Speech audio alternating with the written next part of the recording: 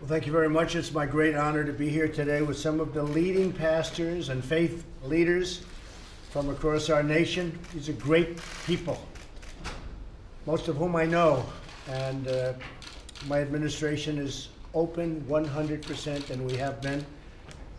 We've had tremendous support, and I appreciate you all being here today. In case you don't know, that's called the media. They're wonderful people. I like you better. I'm very happy to welcome these great leaders, including my good friends, Pastor Paula White, Bishop Harry Jackson, Dr. Alveda King. Thank you for being here, by the way. Darrell Scott, who's been with me from, I think, before I even announced. He was saying, you should run. Thank you, Darrell. Today, we'll discuss the progress we've made, and it's been tremendous, and the next steps we must take to continue bringing opportunity and safety to all of our citizens. Throughout our history, America's churches and religious leaders have called for change and have inspired us to care for and bring hope back to those in need. So many people in need. These are the people that they do a job and it's really largely unrecognized, which is something they don't even care about, frankly. They just want to take care of people. But the people realize it, and they love you. They love you very much. You know that. By cutting taxes, reducing regulation, increasing American energy, and promoting American manufacturing, a situation where, as you remember, the other side of the equation said people don't want to do manufacturing anymore. I said, well, they don't want to make things. Well, it turns out we're doing record business in manufacturing. We've increased and created 3.7 million more jobs since Election Day. African American and Hispanic unemployment rates have reached the lowest levels in recorded history, meaning history. The lowest levels ever. African American and Hispanic. Asian also. Women also, 66 years. We've launched a bold workforce training initiative. So far, over 100 companies and associations have already pledged to train and retrain over 4 million Americans. So important because we have companies once again coming back into our country and they want to employ people. So we're training and working with these people, and we're getting companies to do the same. It's been a very beautiful thing. We fought hard to include opportunity zones in our tax bill, which, as you know, we have. This tax incentive will bring badly needed investment into distressed communities, communities with high unemployment, communities where it's really tough to get a job. And already we're seeing what's happening. We're seeing the benefits. Our focus on opportunity for every citizen includes helping former prisoners. These citizens re-entering society have had a tough time. We want them to get jobs so they don't have to return to a life of crime and go back in to the same prison where they just got out. I mean, this has been a tremendous problem, and the best thing we could do actually is exactly what we're doing, creating an environment where the country is doing so well. And prisoners have never, ever, even close, done better than they've done now when they get out, because they're getting jobs. And the reason it's hard to get people because we're pretty well filled up. So for the first time, probably, I think I could say ever, they're getting a break. And I have to tell you, the people that are hiring prisoners, and you've heard me say it, they're loving them. And I don't mean in every case, but in a big percentage of cases, they're loving them. And these are people that are doing really an incredible job. But a lot of people didn't want to do it. They didn't want to hire prisoners. They're doing it. I have one man, a friend of mine, he's now up to number 10. And I don't say he loved all 10, but he likes 7 of them a lot. In fact, he said 6 of them are better than anybody else he has. I don't think that's a bad percentage, right? Yeah. And he's a fan, and a lot of people are becoming fans. We passed the First Step Act through the House, and we're working with the Senate to pass that into law, and I think we'll be able to do it. When we say hire American, we mean all Americans, every American, everybody.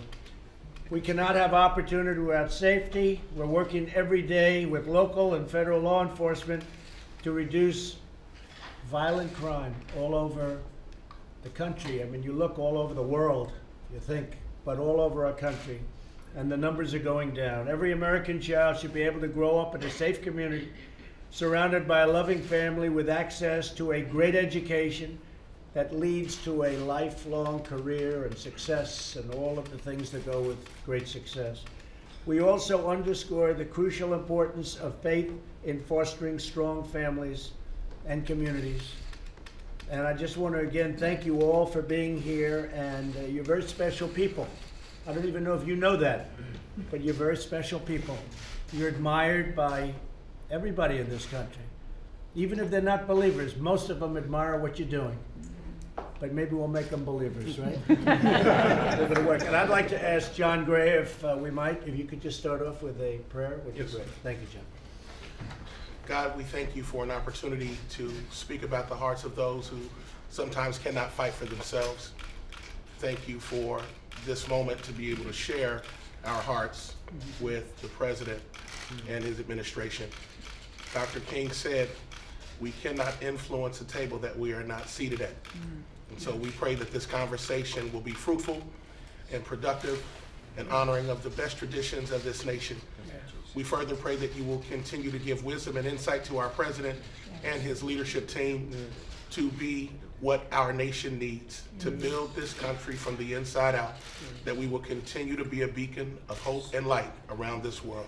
Bless his family, bless his health, and everything that he puts his hands to do. Yes. This is our prayer, and bless our time together. Jesus, in your name I pray. Amen. Amen. Amen. Thank you, Jim. I think he's done that before. I appreciate it. Thank you. Maybe we could go around the room and we'll start, well, my friend, from the beginning. Yes, sir. Thank you. Yes, Maybe sir. just say a couple of words. If you... I'm so blessed and honored to be here and to be able to pray right here in the White House. And the most recent thing I've noticed that you've done so many things that were great. Everybody expects me to talk about the life and the babies, and I could do that. But you opening up the steel mills. And I lived across the street past us in front of a steel mill in Birmingham. Now that's when they were bombing us and everything. But the people were at work.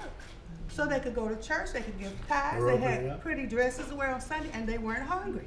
So you said you were going to reopen those steel mills. They're opening. I'll leave it at that. I won't take too much time. The dumping is stopping. You know the dumping. I saw it. Yeah. The dumping is stopping, and the steel mills are opening. Yes. United States Steel just announced another 2 plants. They're up to 8. Nucor just yesterday opening a big one, a brand new one, $250 million in Florida.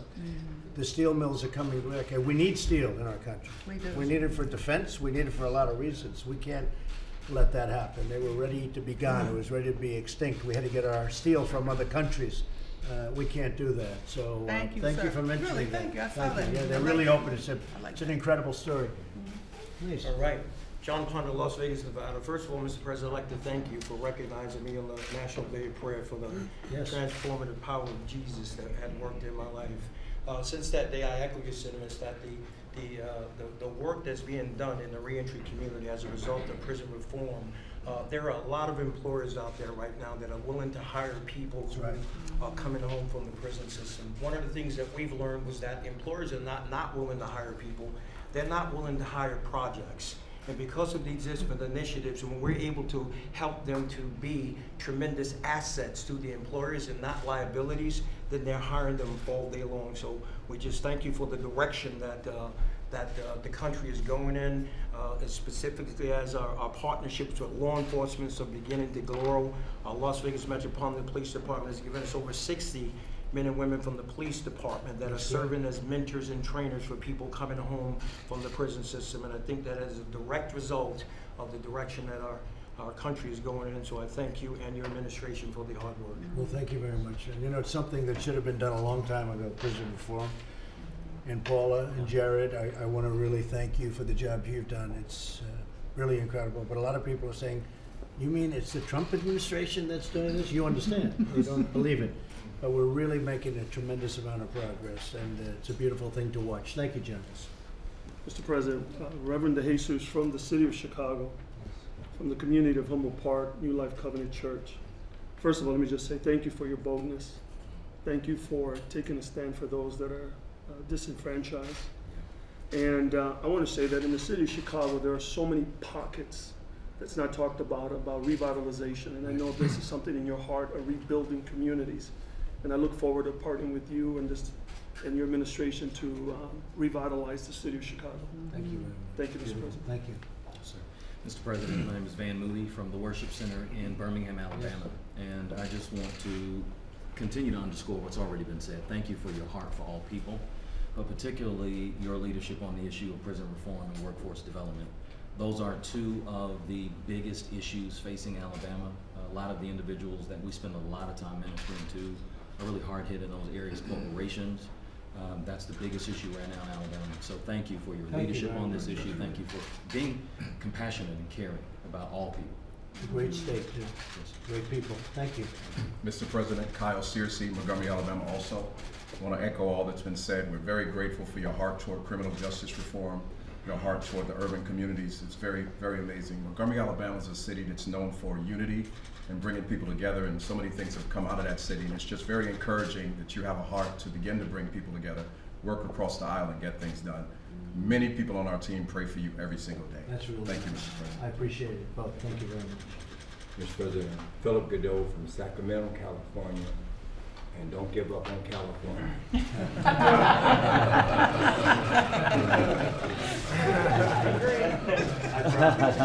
Please don't give up on California.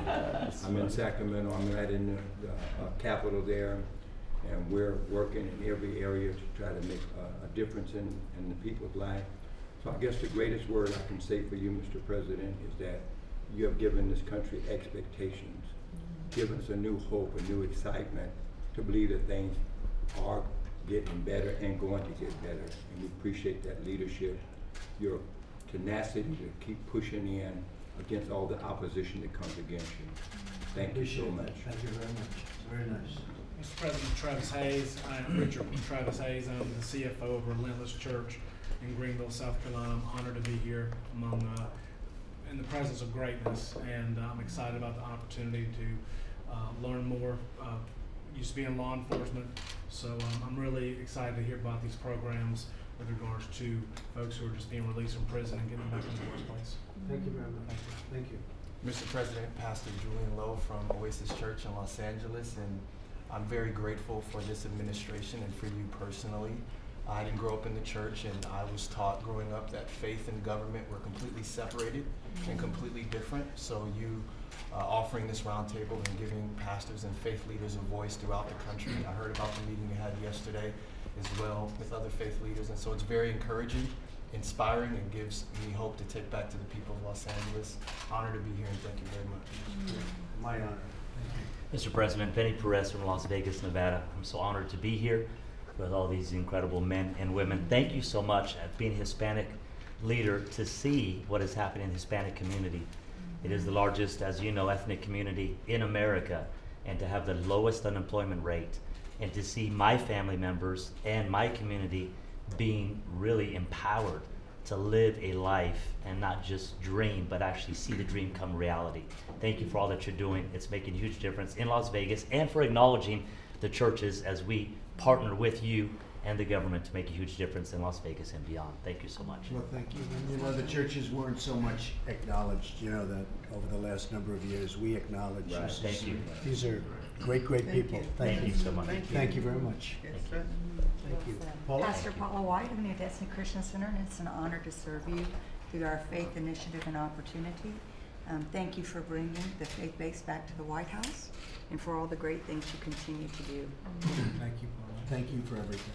Yes, Appreciate sir. it. Jared, would you like to say something? Sure. When you asked me to lead the efforts to try to reform our country's prisons and to see what we can do from the federal government, we were running into a little bit of a problem of politics in Congress. And so I reached out to a lot of you to see if you could help get the word out in your communities and to try to let the people in Washington know that making progress on this issue is more important than whatever political differences people may have. You guys came to the White House, you all mobilized your communities, and we were able to get the bill through the House, and hopefully we'll have the same results in the Senate. What happened from there, though, is it opened a dialogue between this administration and a lot of you, which has led us to believe that a lot of the policies we've been pushing under the President's leadership do help all of your communities and do help your different places where you're leading, and it's enabled us to open up a further dialogue. So I'm very happy today for everyone to be here today to talk about this administration's efforts for prison reform, but also to discuss what we can work on further together to continue to make a difference for all Americans. That's really nice. And you know, Jared's working on a lot of very important things, but this has become, I think, just about number one on your list. Who would have thought? Who would have thought? It's just been great the way you've done. We all, I think I speak for the room when I say we appreciate it. Great job. Marvin. Mr. President, it's an honor to be here. When you asked us to speak, the first thing I thought about was my grandfather and how it's an honor to be here. And you know, he passed away a few years ago, but he raised 10 kids in the inner city of Detroit. And when you were speaking, you were talking about how important faith was in the community and how it helps the family. And my grandfather did that, working odd jobs. He was a taxi driver, he cut hair, he did everything possible, but he also had them in church and he kept them, you know, together. He was with his wife, married for I think around 50 years before he passed away. But our family was able to do things that a lot of families, you know, aren't able to do without the assistance of faith and having church and having families together. And so to hear you talking about, you know, keeping that in the communities, I think is super important.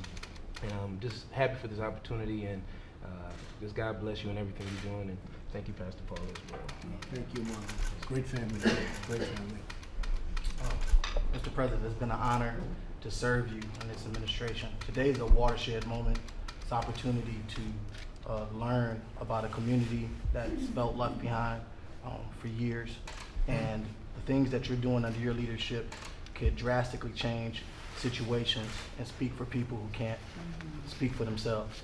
Each one of these leaders speak for forgotten people around this country who have dealt with pain regardless of who was president, and this opportunity for you to show your leadership to move things in a different direction. So it's been an honor to serve, and look forward to continue to work with you. Thank you. That's very nice. I appreciate it. Pastor Darrell Scott, I've had the honor and privilege to work with then candidate, now President Trump, and to observe him behind the scenes and have a number of personal conversations with him. And people ask me, why do I defend him so vociferously? And I say it's easy for me to do because I know him. And he's shown me his heart, and I know he has a heart for all Americans. And I will say this administration has taken a lot of people by surprise, and it's going to surprise you guys even more, because this is probably the most proactive administration regarding urban America and the faith-based community in my lifetime. And I'll be 60 years old in December. But when I think back on, I mean, I use good hair though. I'm not going to great makeup. But to be honest, this is probably going to be and I'm going to say this at this table, the most pro-black president that we've had in our lifetime, because, and I try to, you know, analyze the people that I encounter. This president actually wants to prove something to our community, our faith-based community and our ethnic community. The last president didn't feel like he had to. He felt like he didn't have to. He got a pass. This president this administration is probably going to be more proactive regarding urban revitalization and prison reform than any president in your lifetime. If we work together, give them a chance, don't pay any attention to these guys back here. Say it, brother. And I promise you, we will do something that we will, this administration will continue to make history. It's going to be a lot of positive change. Great things on the horizon. I have to say one thing about that. So I didn't know him at all, and I'm watching one of the, I would say, unfriendly groups of broadcasters, to put it nicely. And I said, "Who is that guy?" He was destroying them. I say, "Who is he?" Then I saw him 2 or 3 times, and I said, "I have to meet him." But I want to just thank you. You have been incredible. You are some voice. And when I heard, okay, tell him, how long are you married? Tell me. 39 years. Okay. 38 years. So I thought he was like 35 years old. So did you. And then he said, "Say hello to my wife." And he said, "I've been married 39 years. I said, "You're married 39 years. I thought you were 35 years old, right?" But you're doing a good job. You're obviously doing it right, because you look great, and we really appreciate it. We're going to be all right. Right from the beginning. Jerron's been working with us a lot. And, you know, Great. He used to live on my street when he was a kid. The same city. Good job. So, small world. Thank you, Bill. Appreciate it. Mr. President, I'm Bishop Kevin L. Cabarrus, the Impact Church of Orlando, Florida. I want to thank you, and I echo the sentiments of all of the colleagues that have already spoken for your work as it relates to prison reform. And I definitely thank you for your commitment to partnering with the faith-based community.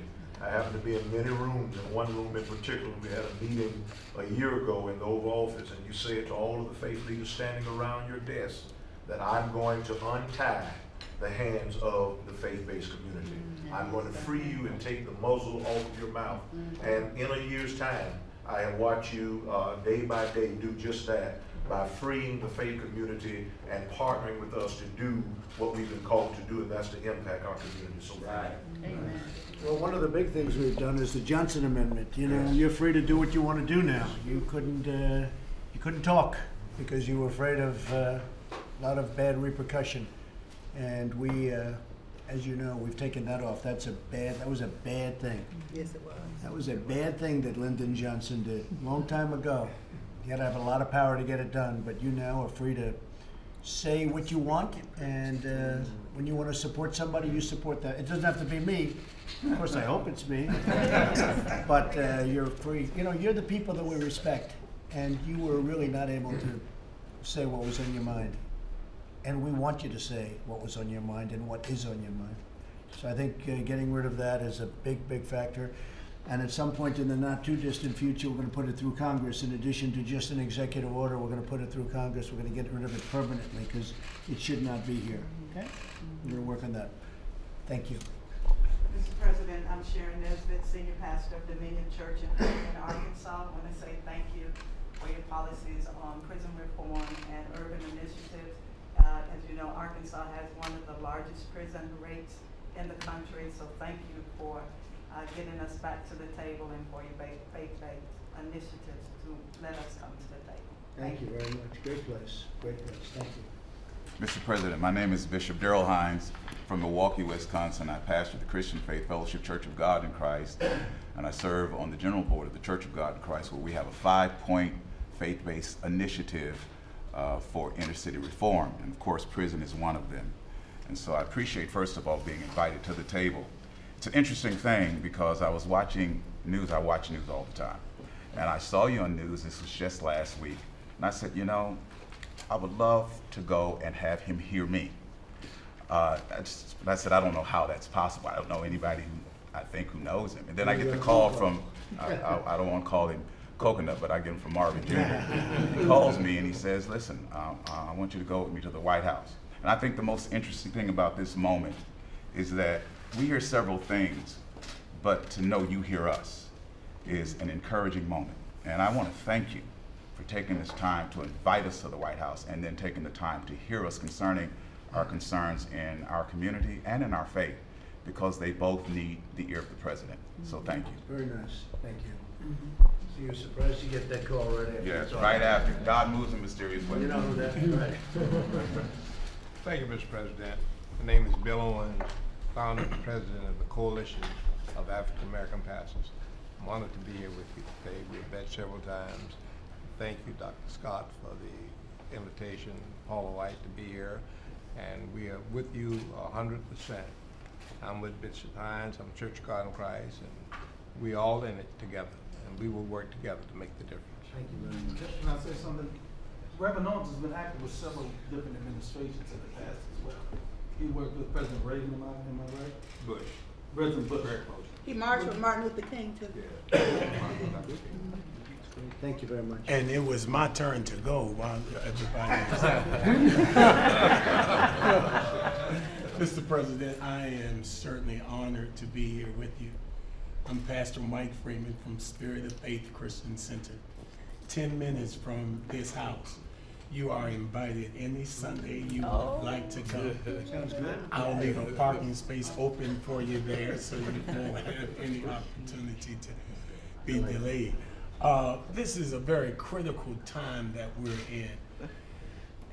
One of the things I remember the most and recall about a statement you made when you were running, you said if you were able to win the White House, that Christians would have a friend in the White House.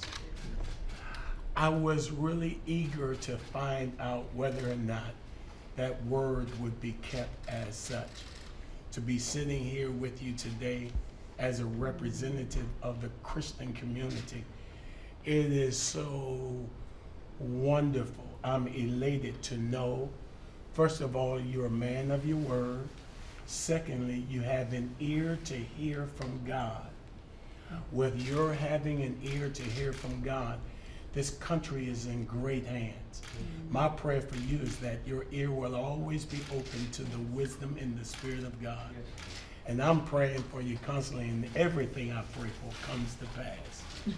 God bless you. That's very nice. I'll get over it. Yes, sir. That would be I will great. get over it. Thank you. Mr. President, I'm Bishop Dale Bronner from Atlanta, the senior pastor and founder of Word of Faith Family Worship Cathedral. And I'm from the business world. My father planted a business in the hair cosmetic manufacturing business in 1947. Wow. And so we've been doing business there in Atlanta for all of these years and employing people. So thank you so much.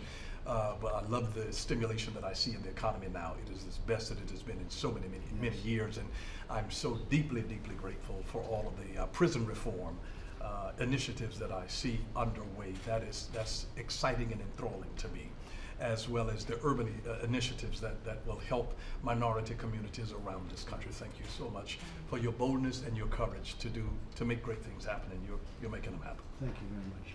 Very nice. I'm Bishop Harry Jackson from right here in the DC area. First of all, I really feel called to pray for you. Absolutely. And the year before as you ran, I felt that burden. I felt that feeling that you were going to win. And I'm so very thankful, as he said, that you're so open.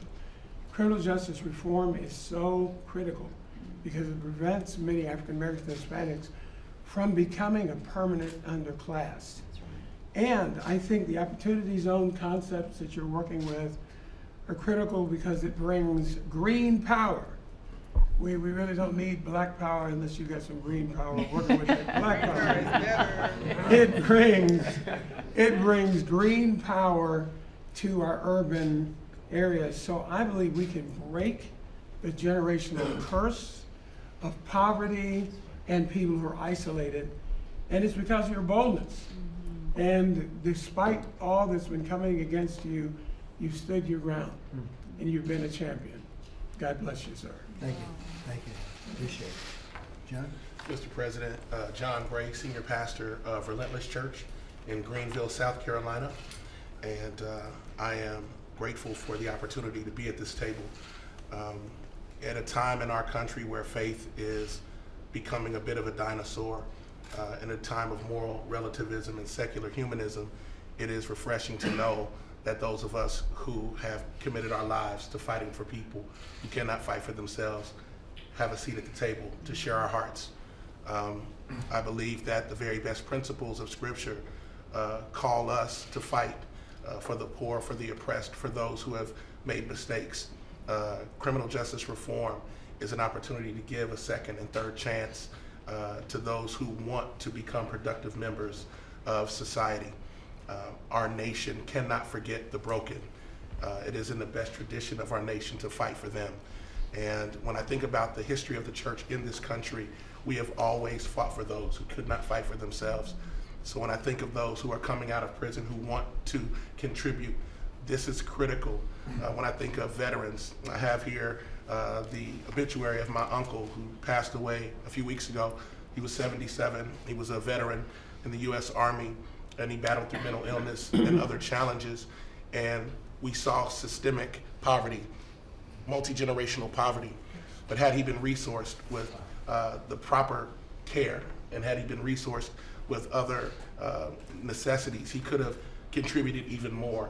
And so I'm very grateful for you, for this administration, that's allowing for the conversation.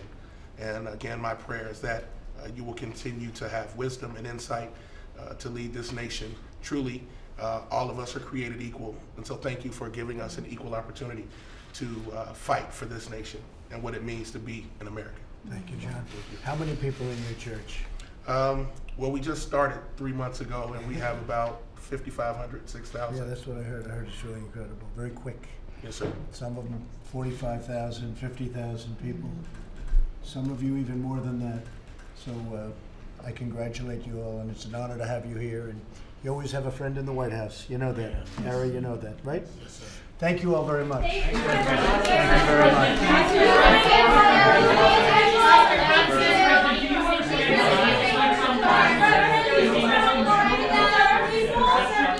Thank you very much. Thank you.